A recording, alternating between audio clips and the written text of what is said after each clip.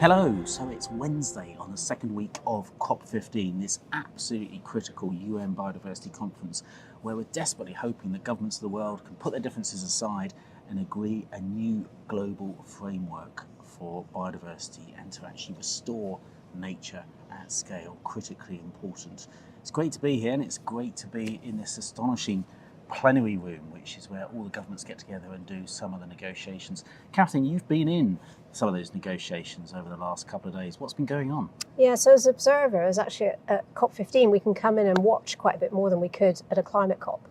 And we're expecting ministers to turn up in the next couple of days, towards the end of this week, we're getting into crunch time, trying to get the new global framework signed off. So they'll all be arriving to do that. But really, I've been watching officials working really hard to try and remove a lot of those square brackets from the text, and particularly, keeping an eye on what the UK delegation are doing. And actually, I've been really impressed. Very practical. They've been really committed to trying to sort of break some of the deadlock on some of the really tricky bits of text, whilst also, sticking up for the principles they believe in. So today they were negotiating about the use of the precautionary principle in some of the text on the targets. It's really nice to see that commitment and that energy coming through. And it's a really difficult job. These negotiations go on for hours at a time. So that's been really good to see. So hats off to the UK negotiator team. They're doing a good job here, I think. Yeah, absolutely. The three issues really that are still completely outstanding, where we haven't seen much progress: resource allocation, so finance, always a big issue. That's still rumbling on in the background.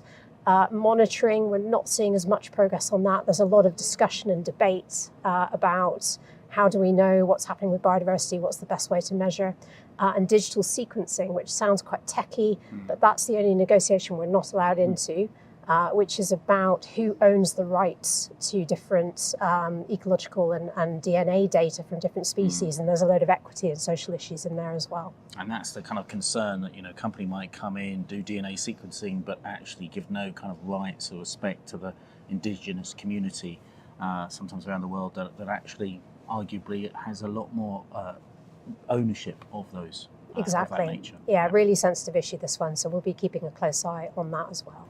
So as well as the negotiations, what are you thinking, Craig, about the sort of politics around it and the mood of the place at the minute? Yeah, it is interesting. I mean, it is such a crucial moment for nature to really try and get governments together to try and forge that agreement. And I find myself reflecting on the fact that, this autumn, of course, we've had the climate COP that took place, COP27 taking place in Sharm el-Sheikh in Egypt, and now we have the nature COP, if you like, happening here in Montreal, from two different UN conventions. And often these things appear very siloed in the narrative, but we've got to get a much better join up across that narrative, because there's no solution to climate change. We won't solve the climate crisis unless we solve the nature crisis, and we have no hope of solving the nature crisis unless we solve the climate crisis. And while I think it does make sense to actually these issues, for the very technical reasons that sort of Kathryn was talking about before, you understand why they are separate conventions. There needs to be a much better sort of political read across between the two, and actually, of course, a lot more political will to solve both and solve them together.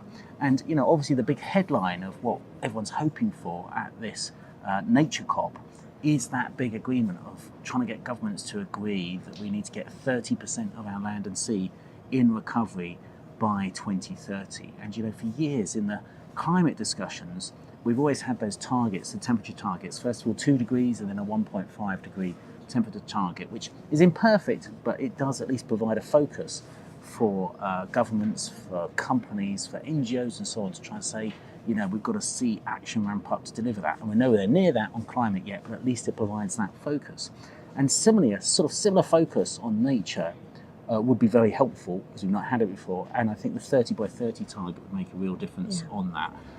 Again, it's imperfect, there's problems with it, and it doesn't tell the whole story, but it would at least provide that kind of guiding star, which I think is much needed in the international nature debate. Yeah, and what we're seeing actually is that delegates haven't even really got on to discussing that 30 by 30 text. That is still in square brackets at the minute. So we'll be bringing you a lot more of the action as the week progresses when ministers arrive. And as we've mentioned before, we'll be doing some more in-depth videos on our YouTube channel as well, and on social media accounts, and maybe some outtakes.